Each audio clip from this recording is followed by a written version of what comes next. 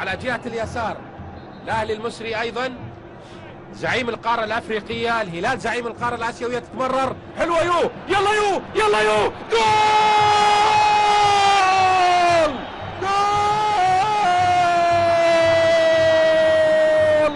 جول أزرق هلالي سعودي.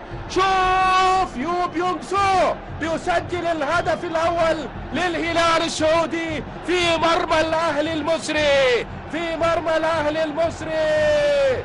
شوف الهدف الجميل، الأزرق. شوف الهلال هو الهلال، الهلال هو الهلال. مررت يو بيونغ سو بيحطها على يمين أحمد عادل، بيسجل الهدف الأول للهلال السعودي. هدف أزرق، هدف أزرق. الآن بيتحرك الأهلي المصري إلى خارج الملعب، ضربة مرمى. شوف يو بيونغ سو على الخلف لأحمد شديد، منقولة في الوسط، ملعوبة أيضا للأهلي المصري. نقلات بينية دومينيك دي سيلفا بيمرر أمامية وكرة خطيرة وخطيرة في المرمى، في المرمى. هدف التعادل للأهلي المصري، هدف التعادل للأهلي المصري بشكل جميل جميل جميل جميل. شوف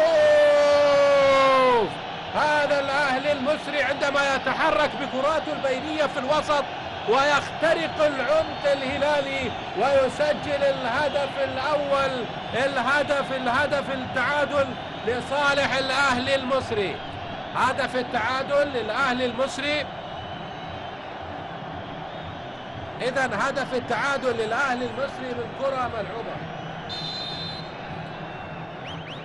إذن إيجيبت يسجل الأهلي المصري. شوفوا الكرات البينية الجميلة الأهلاوية ملعوبة أمامية وبيمر بيسجل على ما يبدو، بيسجل أيضا، بيسجل أحمد شكري.